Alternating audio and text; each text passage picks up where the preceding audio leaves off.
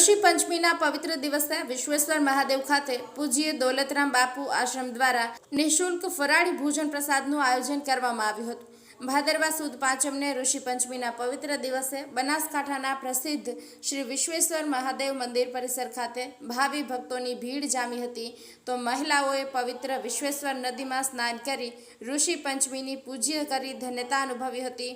વિશ્વેશ્વર મહાદેવ મંદિર પરિસર ખાતે ઋષિ પંચમીના પવિત્ર દિવસે દર્શનાર્થે પધારેલા દર્શનાર્થીઓ માટે નૂરતાના સંત શિરોમણી પરમ પૂજ્ય દોલતરામ બાપુ અને પરમ પૂજ્ય વિશ્વ ભારતીજી દ્વારા નિઃશુલ્ક ફરાળી ભોજન પ્રસાદની વ્યવસ્થા કરવામાં આવી હતી, જેનો મોટી સંખ્યામાં ભક્તોએ લાભ લીધો હોવાનું પરમ પૂજ્ય દોલતરામ બાપુના અનુયાયી પૂજ્ય રવિરામ મહારાજે જણાવ્યું હતું।